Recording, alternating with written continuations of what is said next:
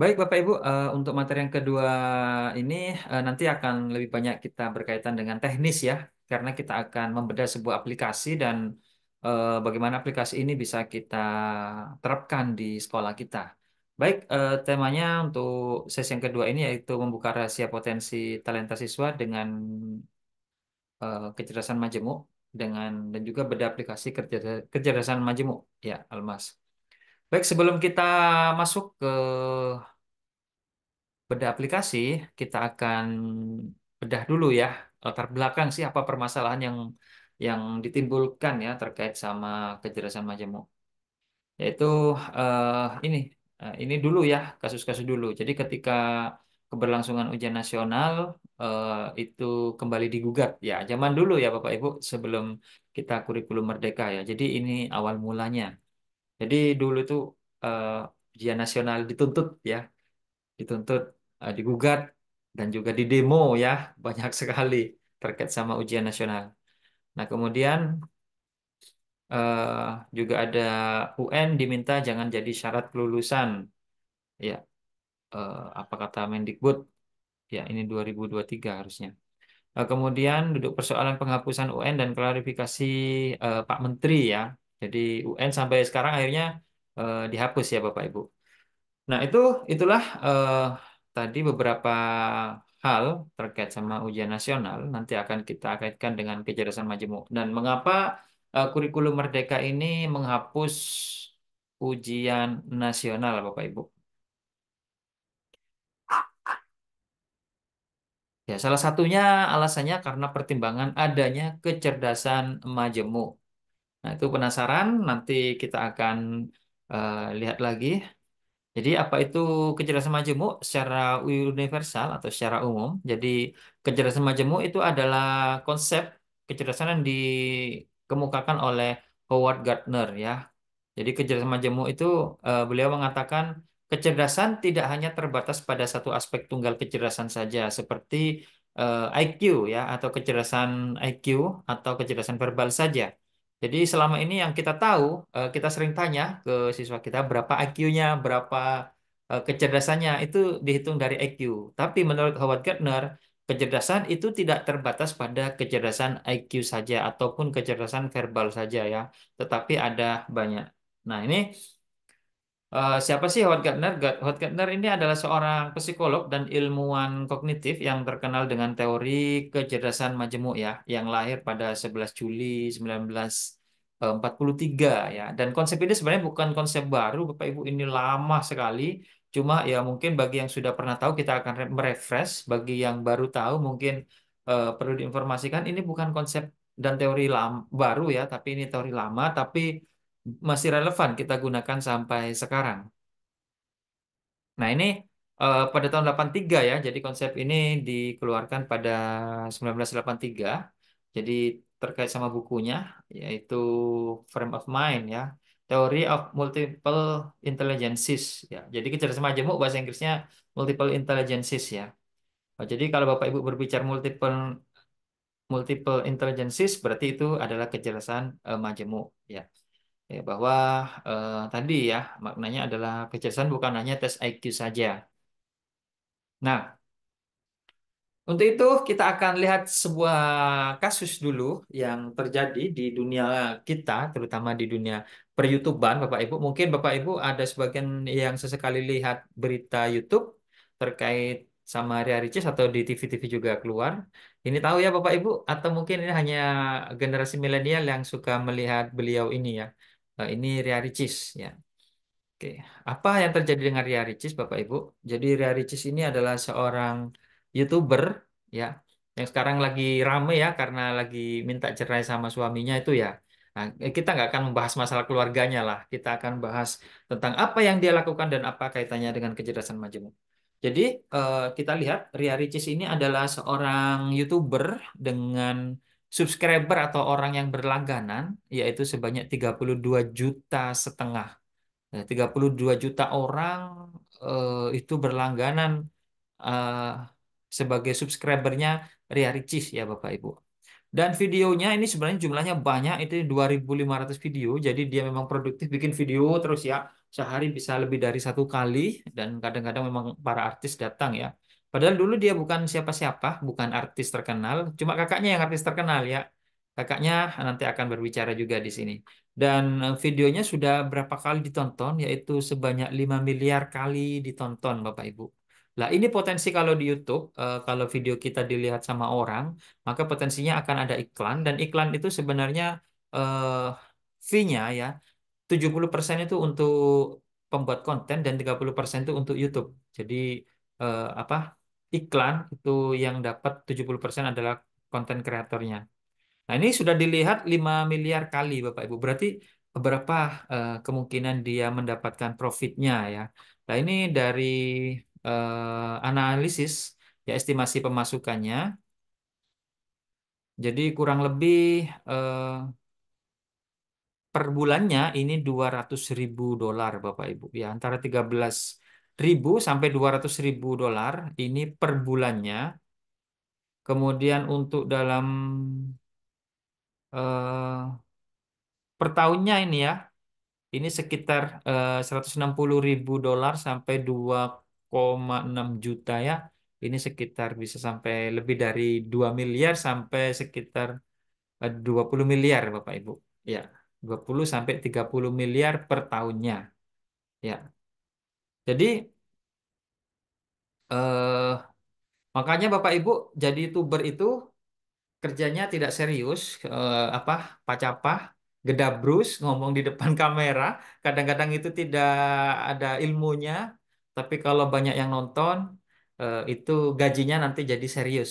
Jadi inilah yang disebut dengan kerja tidak serius, tapi hasilnya serius. Makanya banyak artis sudah pensiun jadi artis, berubah jadi YouTuber ya.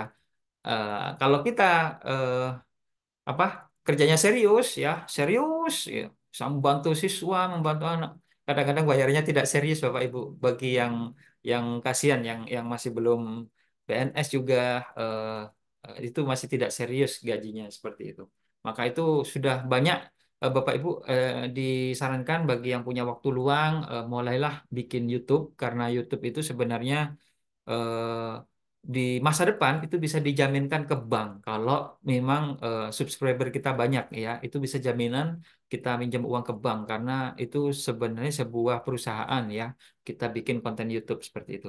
Oke, eh, kita lanjut lagi terkait sama Ria Ricis Bapak Ibu. Jadi di sini Ria Ricis ini sebenarnya anak yang tidak pintar Bapak Ibu karena dia di sekolahnya eh, apa nilainya selalu juara satu tapi dari belakang juara satu juara dua dari belakang kita akan lihat pengakuannya dari kakaknya Ria Ricis yaitu artis yang terkenal ya dulu untuk film Ayat-Ayat Cinta dia akan menceritakan siapa Ria Ricis ya sebelum jadi Ria Ricis itu sukses itu masa kuliah jadi dia kuliah sambil bikin konten YouTube sebelum dia lulus dia sudah bisa beli rumah mewah mobil mewah seperti itu di saat dia masih kuliah seperti itu Bapak Ibu. Oke, kita lihat bagaimana masa sekolah Ria Ricis menurut kakaknya apa yang terjadi. Oke.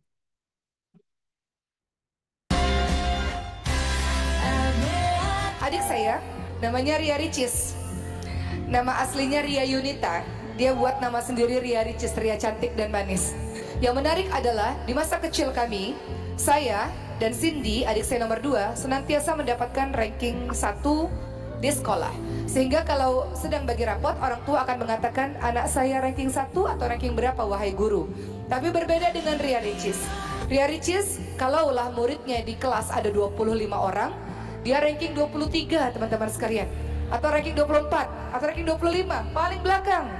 Kalau pertanyaan untuk anak 1 dan anak 2 ini, ranking 1 atau tidak? Tapi kalau untuk Ria Ricis, anak saya naik kelas atau enggak? Udah naik kelas aja udah bersyukur luar biasa. Ria Ricis menarik, kenapa dia nggak suka belajar di sekolah teman-teman sekalian. Jadi kalau ada apalagi pelajaran hitung-hitungan, kalau ada pelajaran hitung-hitungan yang dia lakukan adalah ibu saya pusing bu guru izin ke UKS. Jadi cari-cari alasan supaya nggak belajar pelajaran hitung-hitungan karena dia sangat tidak suka dengan pelajaran berhitung. Lalu apa yang dilakukan oleh kedua orang tua kami? Apakah kedua orang tua kami mengatakan, Ricis, ikutin dong kakakmu yang ranking 1 itu. Ricis, ikutin dong kakakmu yang pinter itu. Sepanjang saya bersama dengan orang tua saya dan dengan adik-adik saya tidak pernah mendengarkan kalimat tersebut. Ayah dan ibu saya hanya mengatakan, apa yang kamu suka. Dan Ria Ricis sangat menyukai pelajaran yang berbau seni. Semua pelajaran seni nilainya sempurna. Tapi kalau pelajaran matematika dan pelajaran IPA lainnya, nilainya memang rendah. Oke, jadilah kamu hebat dalam bidang seni tersebut. Jadi orang tua mengajarkan bahwa setiap anak memiliki kecerdasannya masing-masing, memiliki potensinya masing-masing, dan oleh orang tua kami betul-betul didukung teman-teman sekalian. Sehingga walaupun Ricis nilainya sangat tidak bagus di sekolah dalam hal akademik, terutama pelajaran-pelajaran berhitung, tapi dia punya nilai yang sempurna dalam pelajaran seni, dan orang tua kami mendukung seni tersebut dan mendukung apapun hobi yang dia suka, sehingga itu menjadi sebuah skill yang terasah, dan hari ini itu menjadi sebuah pekerjaan yang menghasilkan. Dan hari ini Ria Ricis menjadi seorang YouTuber dengan kreativitasnya yang sangat luar biasa, keahliannya dalam bidang seni, dan sudah menghasilkan di usia 20 tahun. Saya rasa dia sudah bisa menghasilkan sendiri, memiliki rumah sendiri, mandiri, dan membantu banyak keluarga yang lainnya. Bahwa Bapak dan Ibu sadarilah dan pahamilah bahwa semua anak cerdas dengan potensinya masing-masing. Baiklah Bapak Ibu, mohon maaf ya, gambarnya mungkin terputus-putus, kayaknya koneksi internet saya ini agak berkurang ya.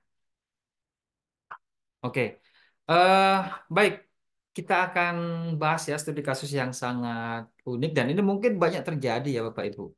Terkait dengan Ria Ricis ya, dia diceritakan saat masih sekolah anaknya nilainya selalu jeblok dan selalu eh, sering kabur ya dari sekolah saat pelajaran berhitung. Eh, tapi di saat dia kuliah, dia bisa mengoptimalkan salah satu kecerdasan lainnya dan dia sukses di usia 20 tahun ya, masih masih apa? Kuliah. Saya pernah nonton dulu, memang benar saat dia masih kuliah, dia beli rumah, beli mobil mewah, dikasihkan ke orang tuanya ya saat masih kuliah seperti itu.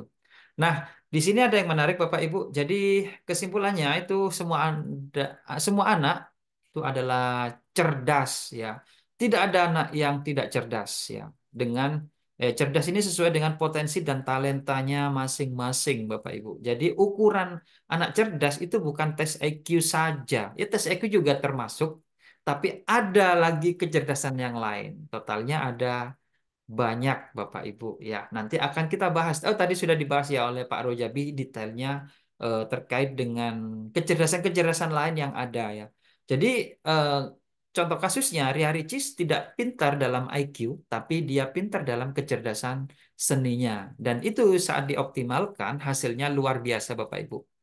Bandingkan dengan anak kita yang kadang-kadang IQ-nya tertinggi, mereka berebut, tapi belum tentu dia bisa mengoptimalkan IQ-nya nanti di masa eh, saat dia harus bekerja seperti itu. Jadi, menurut Gartner ini, kecerdasan itu ada 8 ya, yaitu kecerdasan berbahasa, kemudian ada yang kedua kecerdasan logika ya, ini IQ. Yang ketiga ini visual spasial ya kalau bahasa Inggrisnya yaitu gambar, penggambaran ya ini bukan gambar, bukan menggambar ya, tapi penggambaran dalam otak ya. Kita bisa membayangkan dalam bentuk 3 dimensi itu seperti itu termasuk kecerdasan karena tidak semua orang memilikinya. Ada juga yang nomor 4 kinestetik. Kemudian ini ya terkait sama fisik ya kinestetik. Kemudian yang kelima kecerdasan musikal, yang keenam interpersonal, kecerdasan eh, kita dengan orang lain ya bisa berkomunikasi atau kecerdasan sosial sebenarnya ini. Ada juga yang intrapersonal ya, kecerdasan kita memahami diri sendiri dan yang terakhir adalah kecerdasan naturalis. Dan ini menurut Gardner sendiri, kecerdasan ini bukan hanya ini saja kemungkinan di masa depan itu ada ya. Ini disampaikan tahun 83 Bapak Ibu. Dan benar sampai sekarang ini kecerdasan sudah berkembang ada yang sampai 16 kecerdasan Bapak Ibu. Tapi kita nggak akan bahas yang 16 terlalu banyak mungkin kita bisa kesulitan memahaminya. Cukup kita memahami 8 kecerdasan dasar saja ya Bapak Ibu. Oke, kita lanjut. Nah, kita bahas sekilas-sekilas ya. Kecerdasan berbahasa ini adalah kemampuan untuk berbicara, menulis, dan menggunakan bahasa secara efektif ya. Anak-anak yang cerdas seperti ini biasanya pintar menguasai bahasa asing ya. Ada itu banyak sekarang di YouTube namanya Vicky Naki. Dia bikin konten-konten prank dengan orang bule-bule. Dia bisa berbahasa Rusia, berbahasa Italia, berbahasa apa Portugis ya seperti itu. Tapi dia tidak pinter matematika seperti itu. Ya. Jadi kadang-kadang kita memiliki kecerdasan lain, tapi di sisi lain kecerdasan lainnya itu lemah seperti itu. Dan kalau itu bisa dioptimalkan, Bapak Ibu, itu bisa meningkatkan derajat kita ya, terutama dalam pencapaian apa pencarian keuntungan ya. Kalau kita bisa mengoptimalkan salah satu kecerdasan kita ya. Gak perlu semuanya harus dikuasai. Cukup salah satu yang kita paling suka, yang kita paling menonjol, itu nanti perlu kita optimalkan ya. Itu yang disebut dengan talenta, Bapak Ibu. Oke. Berikutnya yang kedua ini adalah kecerdasan logika. Ini yaitu kemampuan untuk berpikir secara logis, menganalisis, menyelesaikan masalah, termasuk juga matematika ya. Ini biasanya yang disebut dengan kecerdasan intelligences ya, intelligence IQ ya seperti itu. Kemudian yang ketiga ini gambar visual spasial, yaitu kemampuan memvisualisasikan objek ke dalam bentuk tiga dimensi dan memahami hubungan antar objek ya. Jadi kita bisa membayangkan dalam otak kita bentuk mobil itu seperti ini, nanti bannya itu sistem kerjanya seperti ini. Itu nggak semua orang bisa ya. Ini disebut dengan kecerdasan visual spasial ya. Jadi orang-orang yang bisa memiliki kecerdasan ini, dia tuh bisa menjadi ilmuwan ya, menciptakan sesuatu, membayangkan dalam dirinya ya. Jadi dia bisa membayangkan walaupun tidak melihat langsung seperti itu. Kemudian yang berikutnya adalah kecerdasan kinestetik, yaitu kemampuan untuk mengkoordinasikan gerakan tubuh dengan baik serta kemampuan olahraga dan juga seni pertunjukan ya. Atlet ya, mereka memiliki kecerdasan kinestetik ya. Walaupun itu fisik itu juga termasuk kecerdasan Bapak Ibu ya. Kalau dioptimalkan kita bisa jadi atlet bahkan bisa tingkat internasional dan talenta-talenta seperti ini eh, perlu kita ketahui ya apa yang menonjol pada diri kita. Kemudian berikutnya adalah musikal, yaitu kemampuan menghargai, memahami dan membuat musik ya, sampai membuat musik ya. Jadi contoh mereka bisa membayangkan musik bahkan mendengarkan satu musik dua kali tiga kali dia sudah hafal. Kalau orang yang tidak memiliki kecerdasan musikal, mereka kesulitan menghafal musik Bapak Ibu dan tidak bisa membayangkan ya. Itu memang beda-beda ya. Ada orang yang punya kelebihan ini, tapi di sisi lain kecerdasan lainnya tidak menonjol atau sangat kurang seperti itu. Kemudian interpersonal ini kemampuan memahami dan berinteraksi dengan orang lain secara baik ya. Jadi kita bisa bisa mempengaruhi orang lain, bisa berkomunikasi, menjalin hubungan. Itu tidak semua orang ya bisa seperti itu memahami orang lain, bisa eh, akrab, cepat akrab sama orang lain ya. Itu termasuk kecerdasan ya, termasuk kecerdasan dalam konsepnya Gardner ini. Berikutnya adalah kecerdasan intrapersonal, yaitu kemampuan untuk memahami dan mengendalikan emosi dan juga diri sendiri. Memahami diri sendiri ya, ini termasuk juga kecerdasan. Biasanya anak-anak yang introvert terlalu banyak mikir ya, tapi biasanya ini biasanya jadi orang-orang yang eh, berfilsafat ya, suka berpikir seperti itu dan memahami tentang keadaan diri sendiri, termasuk juga psikolog jadinya. Seperti itu Bapak Ibu. Dan yang terakhir adalah kecerdasan naturalis, yaitu kemampuan untuk mengamati dan memahami alam dan juga makhluk hidup di sekitar kita ya. Kalau anak kita suka main batu-batu ya di tanah, itu jangan dimarahi Bapak Ibu ya. Mereka suka nata-nata batu atau metik-metik bunga terus dirangkai ya seperti itu. Itu bukan hal yang kotor ya. Mungkin sambil mainan tanah itu sebenarnya mereka sedang mengembangkan kecerdasannya ya. Anak-anak kita itu ya jangan jangan takut kotor karena siapa tahu kecerdasan mereka ada di sisi alam yang disebut dengan kecerdasan naturalis seperti itu. Oke. Nah, jadi itu tadi dan sekarang kita akan mencoba menganalisis ya kecerdasan majemuknya. Eh, kita akan tes-tes dulu ya, tes simpel lah, tes singkat dalam webinar ini nanti akan kita bahas, kita bedah terkait kecerdasan majemuk, apa saja yang perlu dilakukan, apa saja potensinya, apa saja analisisnya lah secara lengkap ya. Oke, silakan saya akan share linknya di chat Zoom. Silahkan yang mau tes, silahkan diklik linknya ada di chat Zoom. STTID garis miring tes strip KM ya, seperti ini. Ini linknya bisa diketik manual atau bisa di chat Zoom ya, sudah saya bagikan. Link untuk tes yang mau ikut tes ya, yang mau saja, yang tidak mau nggak apa-apa ya. Oke, silakan ini kita klik, saya coba klik ya. Nah, ini angkanya menggunakan Google Form ya Bapak Ibu. Silakan diisi dan untuk identitas ini nggak perlu diisi semua, ya. Cukup diisi nama saja ya. Nah, silakan. Yang mau ngisi ada di chat Zoom. Ini waktu tesnya hanya 4 menit, sebentar aja ya. Nah, oke. Pertanyaannya simpel Bapak Ibu. Ini cukup jawab iya tidak ada 24 pertanyaan, tapi untuk pertanyaan asli ada sekitar 80-an pertanyaan ya Bapak Ibu. Karena ini event webinar, kita pakai sedikit pertanyaan saja, tapi ini mewakili hampir seluruhan kecerdasan. Silahkan diisi, waktunya dimulai dari sekarang, waktunya 4 menit.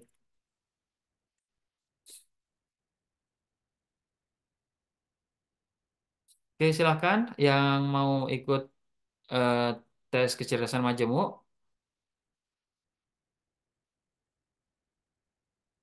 Untuk identitasnya nggak perlu diisi semua ya, cukup nama saja yang diisi. Yang tidak ada bintang merahnya itu tidak usah diisi ya.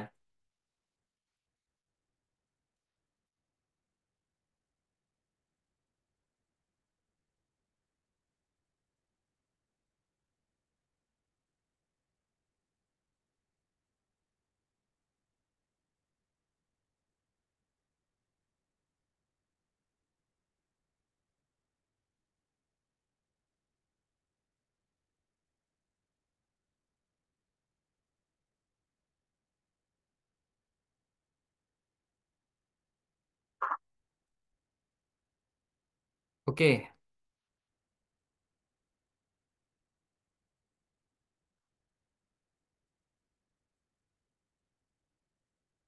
yang mau coba tes kecerdasan majemuk silakan di chat Zoom-nya sudah kami link. Atau lihat aja layar di depan itu linknya. STTID garis miring tes strip KM atau kecerdasan majemuk Bapak Ibu. Waktunya tinggal 3 menit ya. Itu gampang karena kita nggak perlu mikir ya cara jawabnya, cukup dijawab sesuai dengan apa yang ada di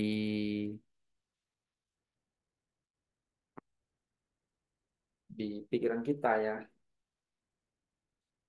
Oke, silahkan Bapak Ibu. Eh, Angketnya kita menggunakan angket eh, Google Form ya seperti ini.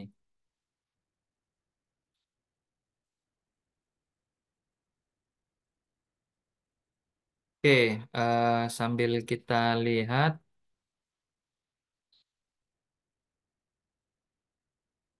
eh, ini sudah. Ya, berapa yang sudah masuk? Kita lihat sekilas.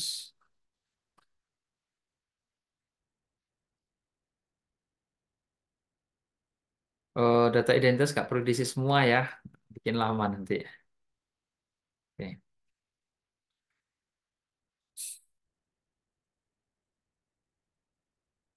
Sudah 40-an ya yang isi. Cepat, 4 menit saja sudah selesai sih Bapak Ibu. Ini nggak sampai 4 menit, 3 menit, 2 menit selesai. Cuma kalau bisa ngisinya ini ya Bapak Ibu. Kalau bisa ngisinya jangan diawur ya, tapi dijawab aja sesuai apa yang ada di pikiran kita ya, atau perasaan kita seperti itu.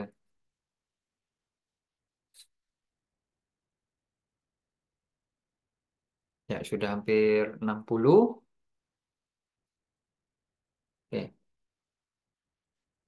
Ya, 1 menit lagi. Silakan diisi Bapak Ibu.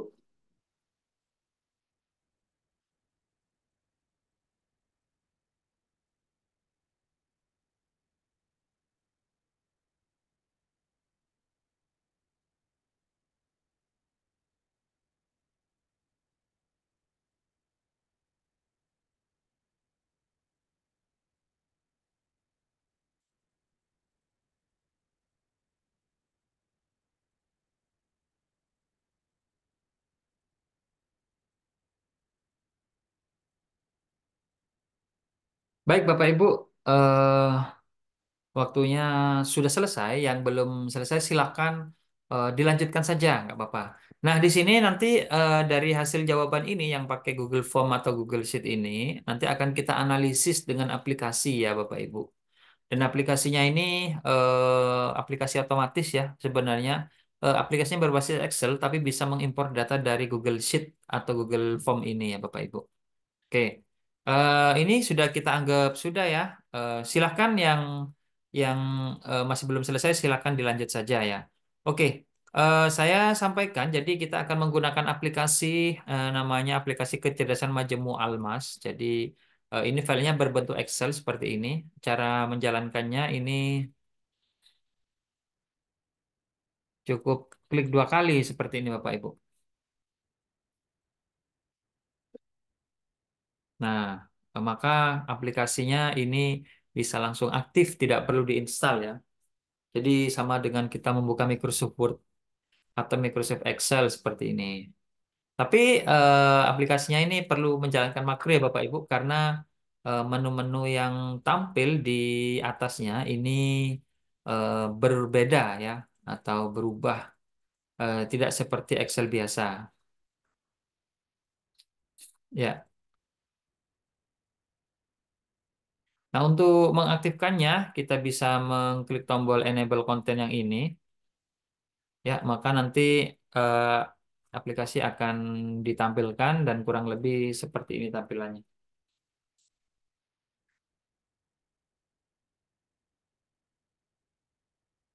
Oke,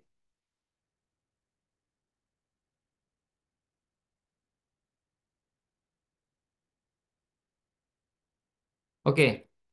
eh kita mulai dulu Bapak Ibu. Ini adalah aplikasinya dan kita lihat dulu. Ini adalah halaman menu utamanya. Ini berbasis Excel ya.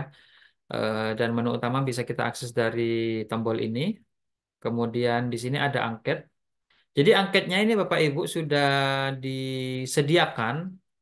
Baik itu yang online, yang tadi yang Bapak Ibu lakukan, itu adalah tes online yang menggunakan Google Form, atau juga tes offline yang menggunakan cetak ya. Ini bisa kita print, soalnya ini ada 80 ya, standarnya ada 80. Kalau tadi karena untuk kepentingan webinar, biar nggak terlalu lama. Oke, berikutnya, jadi langkahnya Bapak Ibu untuk melakukan aplikasi ini, menggunakan aplikasi ini cuma 3 langkah. Yang pertama, siapkan angket ya, baik itu online atau offline. Yang ini bisa kita cetak. Yang kedua, dibagikan ke siswa lalu diisi oleh siswa. Yang ketiga, baru diinputkan hasil jawaban siswa ya, diinputkan ke dalam aplikasinya seperti ini. Ya. Demikian Bapak Ibu, jadi cuma 3 langkah, sisanya nanti otomatis akan dianalisis oleh aplikasi ya. Analisisnya akan kita bahas sebentar lagi. Oke, kita akan hapus dulu seluruh data yang ada di sini, Bapak Ibu, sebentar. Nah, eh, jadi angketnya itu ada 2, angket online, bisa juga angket offline. Yang online nanti bisa kita tarik, kita impor ke dalam aplikasi ini. Yang offline itu kita ketik secara manual. Oke, jadi cuma 3 langkah. Apa? Siapkan angket, bagikan ke siswa lalu diisi. Yang ketiga adalah isi, inputkan hasil jawaban siswa. Oke, nah langsung saja kita ke langkah yang ketiga. Kita langsung lihat ya bagaimana cara mengisi data di sini. Cara isi datanya ada berbagai macam Bapak Ibu. Jadi ini adalah aplikasi yang berbasis Microsoft Office. Jadi apapun yang terjadi di Microsoft Office juga bisa terjadi di sini ya. Jadi bisa kita copy paste, bisa kita edit, kita Ctrl Z seperti itu, seperti Microsoft Word. Nah, untuk input data itu ada banyak cara Bapak Ibu. Oke, cara yang pertama yaitu cara lama, cara adat. Ya, apa itu? Yaitu kita ketik langsung. Misalkan seperti ini, Ali. Yang kedua, Budi ya. Itu cara yang standar ya dari dulu ya.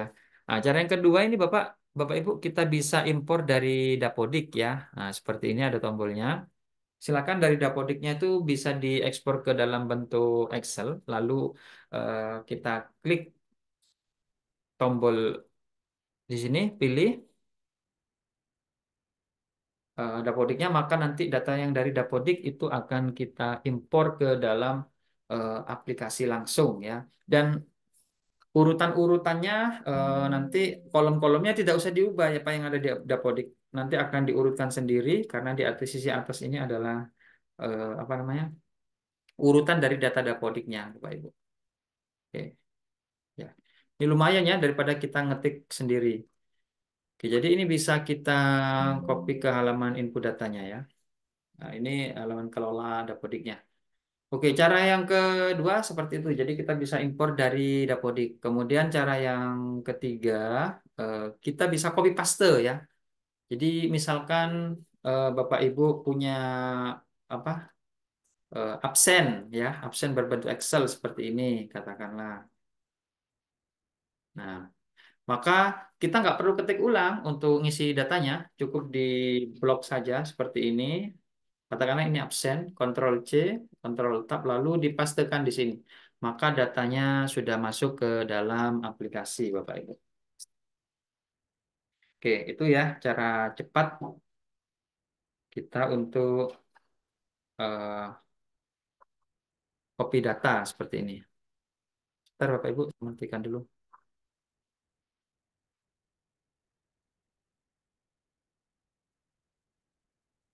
Oke, kemudian cara yang terakhir ya, yaitu kita bisa menggunakan cara, oh ya, sebelum pakai cara yang terakhir, kemudian bagaimana cara mengisi angketnya? Cara mengisi angketnya, jawaban angketnya di sini misalkan jawabannya iya, maka itu diisi sembarang karakter, ya, di sini ada informasinya.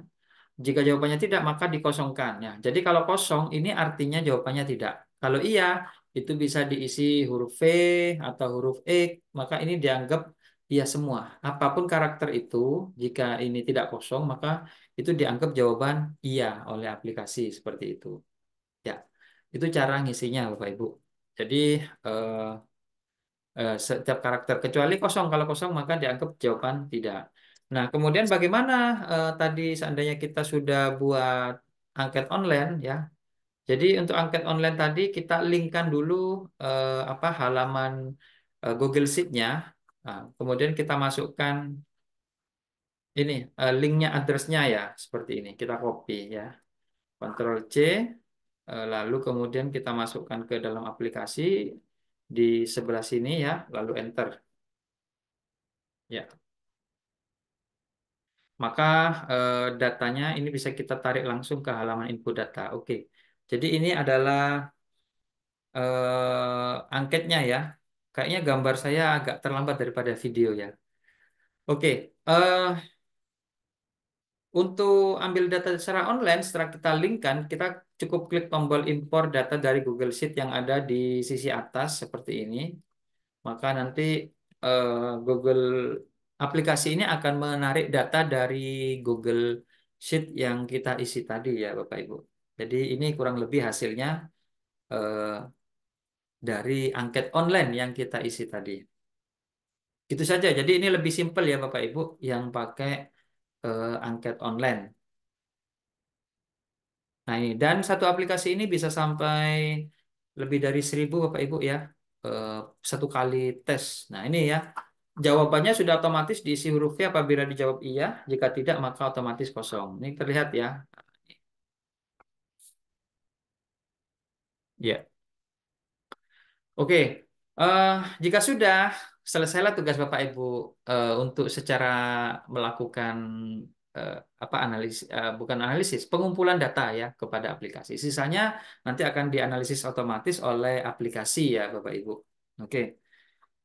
Kita mulai untuk hasil analisisnya kita lihat outputnya ya per peserta. Oh ya di sini outputnya. Oke. Nah ini terlihat Bapak Ibu kita lihat. Oke, siswa nomor 2 ini saya kebetulan. Ah, kita lihat peserta nomor 3, Ibu Nasriana ya. Ini dapatnya eh, yang apa namanya paling menonjol yaitu GKIN yaitu gambar spasial, kemudian kinestetik, intrapersonal dan naturalis. Ya, jadi jelasnya ada banyak namanya kecerdasan majemuk, maka biasanya kecerdasannya lebih dari satu, Bapak Ibu. Oke, jadi kalau seperti ini, misalkan Ibu Nasriana ya, terlihat di sini prosentasenya. Kepribadiannya untuk yang spasial, gambar spasial ini biasanya pandai menggambar, pandai memvisualisasikan sesuatu, kemudian ia dikategorikan pada seorang yang memiliki kecerdasan majemuk gambar visual. Umumnya orang-orang ini seringkali pandai dengan arah serta peta, bagan, video, dan gambar ya. Ini untuk kepribadiannya. Kemudian kinestetiknya ya sama ya, saya kira. Kemudian karakteristiknya terlihat untuk yang gambar spasial ini membaca menulis untuk kesenangan, pandai menyusun teka-teki, menafsirkan gambar, grafik, bagan, menikmati nikmati menggambar, melukis atau seni visual, mengenali pola dengan sangat mudah. Kalau punya kecerdasan visual spasial, Bapak Ibu, lihat Google Map itu gampang ya. Tapi kalau kita nggak punya kecerdasan visual spasial, lihat Google Map itu 5 menit, 10 menit kita masih belum paham ini lokasinya di mana, Bapak Ibu. Ya, itu salah satu contohnya ya. Jadi spasial, eh, gambar spasial ini memang bisa membayangkan ya. Lihat gambar sekilas, oh kita langsung tahu. Kalau yang nggak punya, itu kadang-kadang kalau nggak punya kecerdasan ini, kita menunjukkan arah, itu biasanya salah Bapak Ibu. Jadi kalau naik mobil, di sebelah kita ada orang yang tidak memiliki kecerdasan visual spasial ini, jangan disuruh pegang Google Map Bapak Ibu. Nanti bisa tersesat ya, tersesat di gang sempit seperti itu. Nah ini karakteristiknya. Kemudian saya kira untuk yang bawah tidak perlu kita bahas semuanya ya. Kemudian berikutnya untuk terkait kecerdasan majemuk ini memang tidak semuanya itu ada di akademik Bapak Ibu. Tidak semuanya itu ada di mata pelajaran. Untuk itu, untuk mengasah kecerdasan majemuk kita itu biasanya disebut dengan bakat atau talenta Bapak Ibu. Kita bisa menambahkan ekstrakurikuler ya, ekstrakurikuler seperti itu. Jadi kalau gambar spasial nanti sarannya itu ikut klub seni rupa atau klub lukisan, seni lukis atau klub fotografi dan videografi ya. Ini kadang-kadang tidak ada ya mata pelajarannya. Makanya untuk mengakomodir siswa yang memiliki kecerdasan visual spasial ini perlu ditambahkan ekstrakurikuler ya yang bisa mengakomodir banyak kecerdasan-kecerdasan siswa yang seperti itu. Oke, kemudian media belajarnya yaitu biasanya menggunakan diagram, peta, grafik, gambar, model, dan software atau aplikasi desain grafis ya. Ini yang cocok media belajar untuk yang memiliki kecerdasan visual spasial. Kemudian contoh tokoh yang memiliki kecerdasan visual spasial yaitu Frank Gehry, seorang arsitek terkenal dari Kanada. Ya, ia mampu memvisualisasikan ide-ide arsitekturnya dalam bentuk tiga dimensi dan menciptakan bangunan-bangunan yang unik dan futuristik, ya, seperti museum, Bilbao, Walt Disney, termasuk ya. Jadi seperti itu. Dan ini Bapak Ibu, ini analisisnya nggak semua ditampilkan. Ini bisa kita tampilkan semua di sini. Coba kita tampilkan semua ya. Kekuatan, kemudian cara mengoptimalkannya, mapel pendukung ya, mata pelajaran pendukung. Kemudian jurusan kuliah, ya. Ini berbeda dengan yang kemarin ya. Kalau kemarin itu minggu lalu event kita adalah minat karir ya, itu terkait sama karir. Nah, kalau ini kita akan berbicara terkait dengan talenta atau bakat juga ya, talenta dan bakat Bapak Ibu. Oke, kita lihat eh untuk analisis lainnya, media belajarnya yang cocok yaitu seni rupa, arsitektur, desain grafis, teknologi, multimedia, dan juga fotografi. Mata pelajaran pendukung. Untuk jurusan kuliahnya arsitektur, desain grafis, seni rupa, film, film dan televisi, desain interior, dan lain-lain Bapak Ibu. Ya, ini saran untuk mengembangkan talenta atau bakatnya. Nanti akan kita bahas di presentasi berikutnya. Coba kita cek lagi peserta berikutnya. eh ya, Bapak Alvin Fikri ya. Oh, ini berbahasa logika intrapersonal ya. Kita lihat dulu. Jadi kalau berbahasa kita analisis satu aja ya, nggak usah semua. Jadi kemampuan untuk berbicara, menulis, menggunakan bahasa secara efektif ya. Kemudian kepribadiannya, kalau memiliki kecerdasan verbal atau berbahasa, ini biasanya mampu menggunakan kata-kata dengan baik, ya, sangat baik juga saat menulis ataupun berbicara. Nah, orang-orang ini biasanya sangat pandai menulis cerita, menghafal informasi, dan juga membaca. Ya, untuk logika, nah logika ini disebut dengan kecerdasan IQ, Bapak Ibu. Saya kira semuanya tahu ya. Ini logika. Kalau ikut tes IQ, logikanya tinggi, maka IQ-nya tinggi ya, seperti itu. Ya, oke kita lihat ekstrakurikulernya untuk berbahasa yang perlu kita tingkatkan yaitu bisa gabung ke klub debat atau klub pidato, klub penulisan atau jurnalistik, klub teater dan juga klub drama ya untuk yang berbahasa. Untuk logika, saya kira ini di mata pelajaran itu sudah banyak ya untuk IQ, kecerdasan IQ itu hampir akademik kita itu rata-rata fokus ke IQ ya, hanya beberapa saja yang merekomendasi kecerdasan lainnya.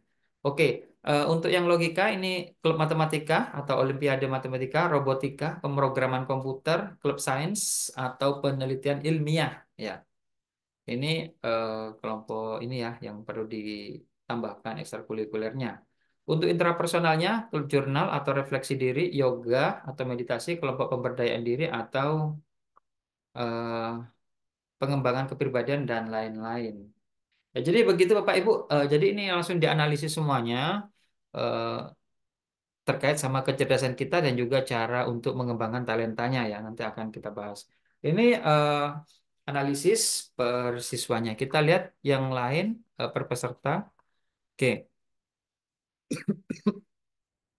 Saya kira kita nggak bisa bahas semua ya. Nanti yang mau lihat hasilnya, Bapak Ibu, ini berapa ini? Kita lihat dulu berapa jumlahnya. Kita akan upload hasilnya ya.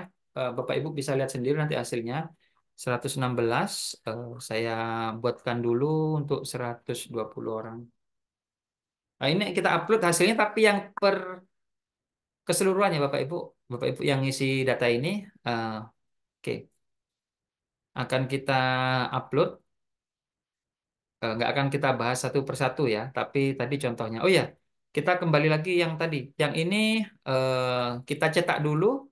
Jadi ini bisa kita buat report untuk siswa untuk mengetahui tentang talenta atau bakatnya yang terpendam ya, yang perlu dikembangkan. Ini bisa kita tambahkan foto ya Bapak Ibu di sini. Silakan nanti misalkan disiapkan aja foto di folder foto seperti ini. Jadi yang penting ada folder fotonya dan nama fotonya diubah sesuai dengan nomor induk ya. Ya, misalkan ini Alvin Fikri ya nomor 5 ya. Maka di sini setelah kita kembali akan keluar ya, tampil fotonya seperti ini. Nah, untuk itu bisa kita cetak langsung Bapak Ibu, tinggal klik tombol print di sini atau kita jadikan PDF ya. Kita coba jadikan PDF siswa nomor 4 sampai siswa nomor 6 misalkan ya. Nah, ini akan lebih cepat. Jadi kalau mau dibagikan kepada siswa tanpa perlu biaya, silahkan aja dicetak PDF seperti ini. Nanti akan di-generate sendiri. Ya, ini hasilnya untuk PDF keluar ya. Kita tunggu sambil minum kopi nanti akan keluar sendiri hasilnya seperti ini Bapak Ibu. Nah, kalaupun dicetak nanti hasilnya kurang lebih mirip ya yang PDF ini. Nah, ini ya. Ini hasil reportnya.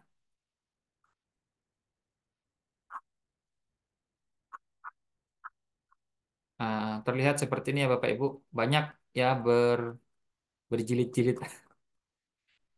Nah, ini nanti bisa kita kasihkan ke siswa paperless. Ini bisa kita taruh ke Google Drive, kita bagikan keseluruhan atau kita japri satu-satu melalui grup WA atau kita cetak fisik atau bisa juga kita buat laporan ke kepala sekolah ya. Seperti ini. Kurang lebih hasilnya seperti ini ya. Oke, kita kembali lagi. Kemudian untuk yang output keseluruhan, Bapak Ibu yang penasaran hasilnya, kita akan cetak juga PDF-nya yang ini. Saya upload ya, yang penasaran sama hasil tesnya tadi. Tapi mungkin eh, tidak sesempurna kalau kita pakai yang 80 soal ya Bapak Ibu.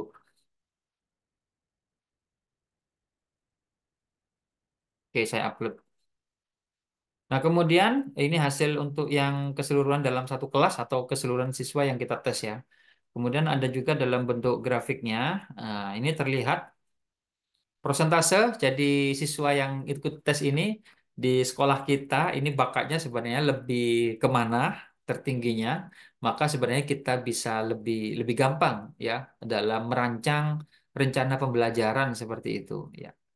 Ini terlihat di sini malam hari ini banyak yang intrapersonal ya. Ya memang karena guru BK ya. Guru BK itu pintar memahami diri sendiri, pintar menguasai emosi, pintar membaca diri sendiri ya. Pasti psikolog itu pintar terkait sama intrapersonal. Seandainya saya peserta kita malam hari ini kebanyakan guru matematika, nanti pasti logika yang akan tinggi ya, seperti itu. Oke, eh, ini ada covernya. Kalau mau dicetak ya, dibuat laporan, di print, dengan kepala sekolah ya. Kita punya laporan terkait sama kecerdasan majemuk. Ini perlu kita sampaikan ya bahwa kecerdasan itu bukan hanya sekedar kecerdasan apa IQ saja ya atau kecerdasan berbahasa saja. Banyak ternyata kecerdasannya. Nanti akan kita eh, analisis satu persatunya. Oke, inilah aplikasinya Bapak Ibu. Kita lanjut bagi tadi yang Bapak Ibu penasaran dengan hasilnya, silahkan yang mau download hasilnya. Ini linknya saya taruh di chat Zoom ya, link untuk hasilnya ya. KM hasil itu silakan diklik yang penasaran sama hasilnya. Dilihat saja sama contohnya yang satu peserta ya. Oke. STTID tes strip KM hasil. Oke. Atau klik di chat Zoom ya. Oke. Selanjutnya setelah kita tahu tentang kecerdasan macam ini, apa yang harus kita lakukan, Bapak Ibu? Langkah berikutnya apa ya? Kita harus memahami tentang talenta ya. Talenta itu bahasa sekarangnya, bahasa dulunya itu bakat ya. Sekarangnya aja lebih populer dengan istilah talenta ya Bapak Ibu. Talenta itu adalah kemampuan khusus dan unik yang dimiliki oleh setiap orang. Setiap orang selalu memiliki sesuatu yang khusus dan unik. Jangan fokus pada kelemahan kita, jangan fokus pada kekurangan kita ya. Misalkan kita ujian matematika nilainya selalu 30, 20 ya. Jangan fokus di sana. Lebih baik fokus pada apa yang kita punya. Oh ternyata saya nggak pintar matematika, saya pintar seni. Oh jadi YouTuber aja kayak Ria Ricis ya Bapak Ibu. Itu contohnya ya. Nah, jadi bakat atau talenta itu adalah sekumpulan karakteristik alamiah seseorang yang merupakan akselerator atau pemercepat, faktor yang mempercepat penguasaan skill atau kompetensi seseorang serta mendorong munculnya performance yang luar biasa. Ya. Jangan heran Bapak Ibu ada siswa kita itu sering loncat pagar, tahu-tahu ada event lomba dance, dia jadi juara satu tingkat provinsi, tingkat nasional seperti itu ya. Ya, karena dia sudah bisa mengoptimalkan talentanya. Nah, bagaimana cara mengembangkan talenta? Ya, jadi cara mengembangkan talenta yang pasti yang pertama itu kita harus menyadari dan mengenali dulu potensi bakat atau talenta yang dimiliki terletak pada ranah kecerdasan apa. Jadi memang harus melakukan tes Bapak Ibu, tes kecerdasan majemuk ya. Karena kita nggak tahu, jangan mengira-ngira saja ya. Boleh jadi memang saya pinter IQ, tapi boleh jadi IQ itu adalah kecerdasan nomor dua. Nomor satunya ternyata saya misalkan kecerdasan natural. Oh ternyata saya suka alam seperti itu. Itu harus tahu kita ya. Ukurannya seperti apa. Oke, jadi yang pertama adalah kita memang harus tahu, mengenali, menyadari potensi talenta kita. Kemudian yang kedua yaitu mengasah potensi yang dimiliki secara konsisten dan terus-menerus. Jadi kalau sudah tahu, maka itu terus-terus ya jangan berhenti di diasah terus. Misalkan ternyata saya suka renang, ya ikut les renang, ikut kompetensi renang ya seperti itu. Diasah terus, dilatih terus.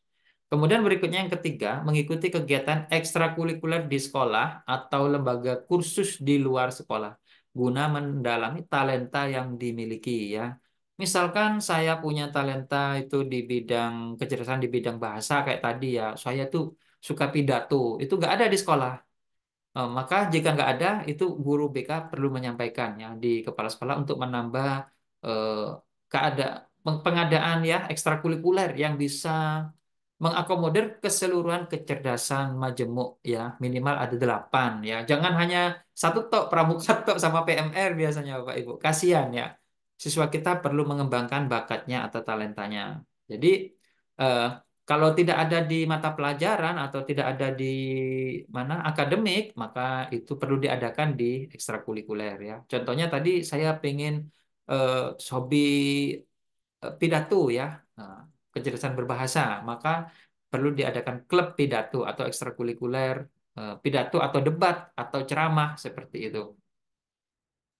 Kemudian cara mengembangkan talenta yang nomor 4 yaitu mengikuti pertunjukan, mengikuti kompetensi atau lomba atau kegiatan yang bersifat produktif. Ini sebagai indikator sejauh mana bakat atau talenta kita telah berkembang ya. Jadi tujuannya ikut lomba kompetisi itu bukan untuk jadi juara satu, tapi untuk mengukur aja ya, mengukur oh talenta kita sampai mana, bakat kita sampai mana ya Bapak Ibu. Itu perlu. Jangan-jangan kita seperti kata dalam tempurung, saya merasa hebat, tapi setelah diadu, oh ternyata saya bukan siapa-siapa, ya Bapak Ibu. Nah, kemudian yang terakhir, yang kelima, ya, yang kelima, yaitu menjalani latihan secara teratur dan dengan pendalaman yang serius agar potensi yang dimiliki dapat berkembang sepenuhnya dan menjadi fondasi kesuksesan, ya. Jadi ikut kompetisi kalah nggak ada masalah, tapi terus harus dilatih terus di sisi mana kecerdasan saya, di sisi mana talenta saya, di sisi mana bakat saya itu diteruskan ya. Oke. Nah, tadi sudah tahu bagaimana cara meningkatkannya, lalu bagaimana kita sebagai guru dalam menyikapi siswa dengan nilai akademik yang minim ya setelah mengetahui kecerdasan majemuk. Ya, Bapak Ibu. Ya. Sudah nggak perlu lagi kita bilang kamu anak bodoh, kamu nggak pinter itu sudah bukan zamannya lagi Bapak Ibu. Itu sudah setelah kita tahu bahwa kecerdasan majemuk itu bukan hanya IQ saja. Ya. Contoh paling gampang ya Ria Ricis sudah itu harus diingat-ingat. Ria Ricis nilainya selalu jeblok, juara satu dari belakang. Bahkan ibunya kalau tanya bukan tanya juara satu bukan, apakah anak saya naik kelas atau tidak. Ya seperti itu. Ibunya sudah pasrah karena anaknya nggak suka berhitung ya. Tapi ternyata punya potensi lain dan potensi lain itu eh, dia optimalkan dan penghasilannya puluhan miliar ya. Bapak Ibu bandingkan dengan kita ya. Jangan dibandingkan lagi lah. Jadi miris kita nanti. Oke.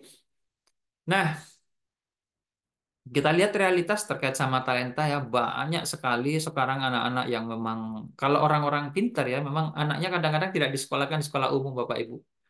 Anaknya kadang-kadang diajari sendiri atau dipanggilkan guru privat ya. Kalau orang yang memang mau fokus sama anaknya seperti itu. Apakah itu salah? Itu pilihan hidup Bapak Ibu, pilihan hidup. Atau mau jadi orang-orang biasa-biasa seperti itu atau tidak ya. Ini dicari ya di Indonesia, dicari talenta ya. Indonesia mencari bakat ya. Seperti ini. Kalau ini apa? Indonesia Got Talent ya 2022 contohnya aja. Nah, ini lagi Putri Aryani ya.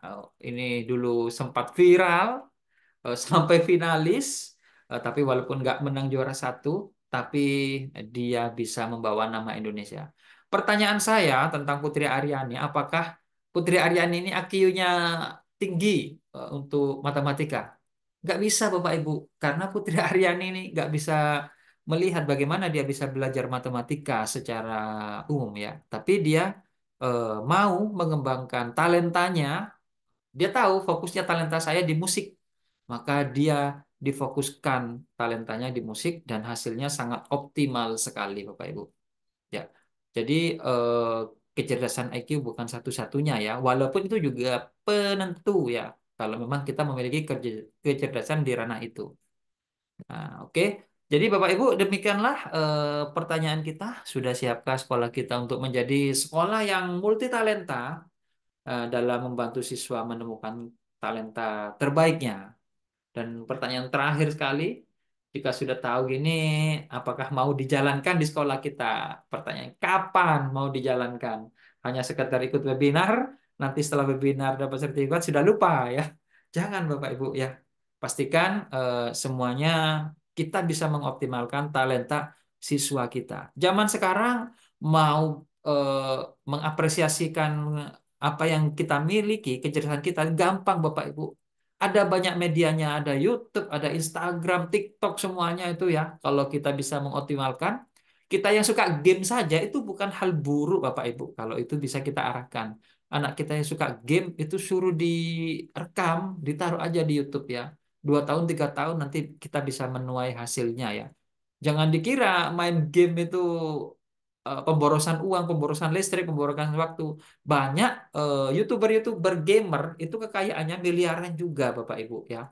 Ada itu ya, siapa itu anak saya yang lihat, wah saya kaget juga. Eh, Kekayaannya itu bayarannya ya nggak kalah sama Ria Ricis tadi, Bapak Ibu. Ya mungkin masih di bawahnya ya. Jadi gamer itu bukan hal yang jelek zaman sekarang ya. Asal itu memang benar-benar ditekuni ya. Ada lagi game namanya Free Fire, kemudian Mobile Legend ya, seperti Bapak Ibu. Itu ada istilahnya apa namanya?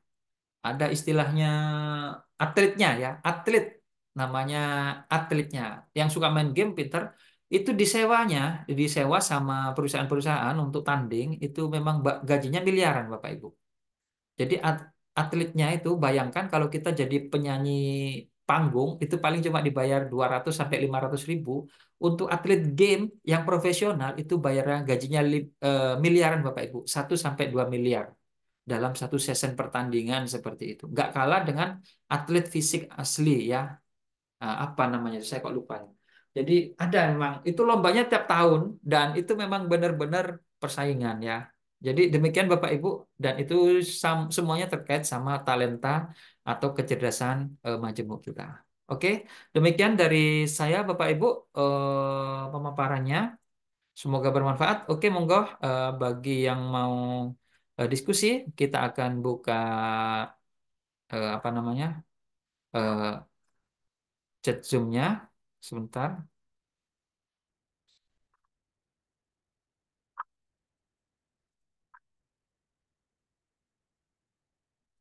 Monggo silakan langsung saja Ibu Dr. Anda Misnawati silakan.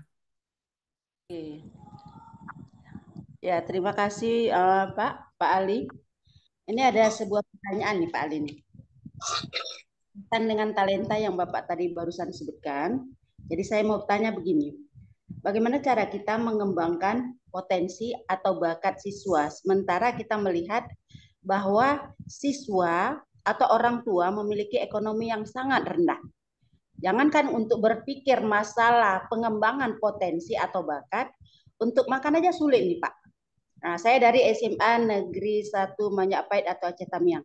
Terima kasih Pak. Kemudian yang kedua lagi nih Pak, sekaligus ya Pak sekalian ya.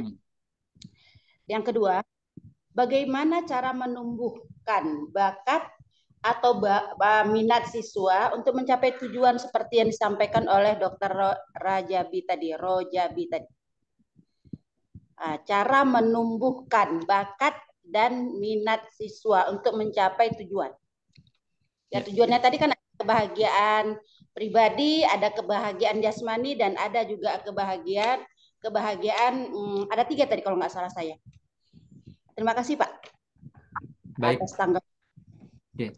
Jadi langsung saya jawab ya Bapak Ibu satu-satu pertanyaannya nanti kita jawab biar nggak kelewat ya. Oke, Ya. Pertanyaannya bagaimana dengan siswa kita yang kurang mampu ya. Di era sekarang ini Bapak Ibu eh, medianya sangat banyak sekali ya. Minimal ya sekolah itu harus menyediakan internet yang bisa diakses oleh siswa. Jadi eh, langkah yang pertama memang yang harus kita ketahui adalah sebentar. Langkah yang pertama yang memang harus kita ketahui adalah memang kita harus memetakan dulu ya kecerdasan siswa dan siswa harus tahu itu bukan dokumen rahasia BK, tapi itu memang harus dibagikan ke siswanya ya. Setelah mereka tahu kecerdasan eh, yang potensial bagi dia, eh, maka dia harus fokus ke sana. Misalkan ya, saya ke interpersonal ya, sosial seperti itu. Saya interpersonal. Maka langkah yang harus saya lakukan, misalkan tidak ada media, pastikan media itu minimal lihat di YouTube, Bapak Ibu. Di YouTube itu Anda bertanya satu, dijawab 1.000 jawaban oleh YouTube dalam bentuk sebaik-baiknya. Kenapa? Mereka berlomba-lomba untuk bikin konten terbaik, dan itu semuanya ilmu bermanfaat dan gratis ya. Hanya kita lihat iklan sedikit seperti itu, ilmunya banyak ya. Jadi saran kami, sekolah memang harus menyediakan koneksi internet yang bisa diakses oleh siswa. Kalau bisa ada komputernya juga, sehingga siswa yang kurang mampu, yang nggak punya HP, tidak punya media, itu bisa mengakses dari sekolah itu ya, itu saran kami. Kalau memang nggak ada di sekolah itu, mungkin di BK itu bisa diusahakan, ditaruh di BK, anak-anak bisa eksplorasi sendiri ya. Kalau saya punya kecerdasan di sini, maka talenta apa yang harus saya kembangkan, bagaimana caranya. Misalkan musik, suka piano, zaman sekarang kita nggak perlu beli piano ya, itu ada di HP, program piano tinggal main di HP seperti itu. Apalagi sekarang ada kecerdasan artificial, kecerdasan buatan ya, itu mempercepat kita. Nah, kemudian yang kedua, bagaimana kita mencapai kebahagiaan itu ya. Yang pasti kalau kita tahu kecerdasan kita, itu sama dengan hobi kita sih sebenarnya. Jadi talenta kita itu adalah hobi kita. Seandainya ada dua hobi, ada dua talenta kita, satunya misalkan saya apa namanya, kinestetik ya, fisik, yang kedua adalah berbahasa. Suatu ketika saya kinestetik, saya ikut lomba, menang juara satu, tahu-tahu saya bosan. Saya tidak mengembangkan lagi. Berarti itu bukan kecerdasan sejati kita ya. Kalau kecerdasan sejati kita, talenta terbaik kita, kita nggak akan pernah bosan ya Bapak Ibu. Itu kuncinya. Kuncinya. Kalau kita bosan, itu berarti bukan yang itu kecerdasan kita. Kalau kalau kalau kita terus berusaha belajar dan nggak bosan, itulah yang harus kita kejar ya. Karena akan sangat menyenangkan kita punya hobi, misalkan jadi orang yang suka berbicara ya, kayak Ria Ricis kayak gitu ya. Terus hobi hobi ngobrol sama orang, di videoin jadi uang, itu sangat menyenangkan sekali Bapak Ibu. Kerjanya kita nggak terpaksa, tidak ada tuntutan harus bikin RPL, tidak ada tuntutan untuk ini itu bikin cari sertifikat, nggak ada. Itu sangat menyenangkan sekali sebenarnya kalau kita bisa bekerja sesuai dengan talenta kita ya. Demikian deh Ibu, monggo, eh, ada lagi, silakan.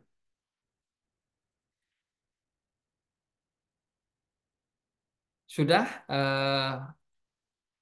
silakan langsung dibuka aja mic-nya. Nggak usah nunggu dari saya yang mau diskusi. Monggo, Ibu Eva, silakan. Atau Ibu Isnaini Kadri. Iya, Bapak. Saya mau tanya, untuk anak-anak saya itu ada yang pandai di bidang talentanya di musik, tapi setelah saya tanyakan nanti untuk kelanjutannya itu dia itu kok mau di SMK bagian mesin. Lah ini terus gimana tindak lanjutnya, Pak? Oh, SMP Bu ya? Dari SMP 6 Oke. Ponorogo. Berarti siswanya masih SMP ya saat ditanya, Nggih. Iya, Apakah SMP masih SMP. Oke, jadi nanti memang ini Bu, kecerdasan itu bisa lebih dari satu nanti. Makanya itu perlu dilakukan tes diagnostis ya. Tes diagnosis terkait kecerdasan ini, biar kita tahu ukurannya. Jadi boleh jadi dia nanti kecerdasannya logika sama musika ya, seperti itu. Apakah ada kecerdasan lain? Dan itu sebenarnya tidak ada masalah. Dan nanti kita memang harus tahu dulu ukurannya. Memang harus melakukan tes itu ya, tes kecerdasan majemuk, mana yang paling dominan, mana yang paling banyak seperti itu. Dan misalkan nanti ada banyak dan kita harus fokus, biarkan aja kita sering ikut kompetisi, kita terus mengasahnya terus-menerus seperti itu. Tapi nanti pasti akan ada yang gugur, ya ada yang bosen, ada yang akhirnya saya trauma apa gitu. Itu berarti bukan yang sejati ya. Yang sejati kecerdasan yang asli itu kita akan dengan senang hati melakukannya. Bahkan sampai kita mau meninggal pun kita masih senang ya. Misalkan musik, orang yang kecerdasannya musik sampai mau meninggal pun pengen diiringi oleh musik seperti itu. Ya demikian Ibu. Jadi memang harus ada alat ukurnya dulu. Nah, dites. Oke. Monggo, Oppo CPH. Mohon diganti namanya bisa. Monggo ada lagi Bapak Ibu. Kalau misalkan Ibu masih penasaran dengan jawaban saya, monggo silakan langsung ditanggapi lagi biar merasa plong ya, Bapak Ibu. Mungkin ini karena kejelasan majemuk ini jarang dibahas ya di kita, jarang dibahas di tingkat BK di sekolah ya. Kita fokus sama yang sering-sering terjadi. Tidak, kadang-kadang kita lupa bahwa ada namanya talenta seperti itu. Monggo silakan Ibu Maria atau siapa? Monggo silakan. Malam, Bapak. Ya, malam Ibu Afifah. Ya. Pak, saya mau nanya, tes ini apa valid ya, Pak ya? Soalnya kadang anak-anak itu kalau ngerjakan itu kadang itu asal-asalan atau sembaca, pokoknya diisi gitu. Gimana itu, Pak? Oke. Terima kasih sebelumnya. Ya, memang kalau untuk valid enggaknya itu tergantung anaknya. Makanya guru harus memberikan pengertian dan ini jawabannya memang harus benar-benar apa yang ada di dalam hati kita ya atau perasaan kita karena ini akan menentukan jawaban dan tidak perlu nyontek dan nggak perlu mikir sebenarnya untuk menjawab tes ini. Cukup dikerjakan dalam waktu mungkin 10 menit sudah selesai. Eh, Mungkin ya ada juga sih eh, siswa yang memang nggak suka baca itu masalah ya Bapak Ibu. Mungkin itu perlu kita kategorikan. Misalkan siswa nggak suka baca kita lainkan aja tesnya. Ya kita ajak sambil santai-santai cara jawab tesnya ini mungkin di koperasi apa di mana ya seperti itu. Dan tetap masalah valid tidaknya tergantung dari diri siswanya masing-masing Bapak Ibu. Dia mau serius atau enggak, kan memang ada anak yang kita sudah serius, anaknya enggak serius ya seperti itu. Itu tantangan bagi kita. Cuma ya kita berdoa saja, kita percaya saja anak kita mereka serius cara menjawab angket ini. Demikian.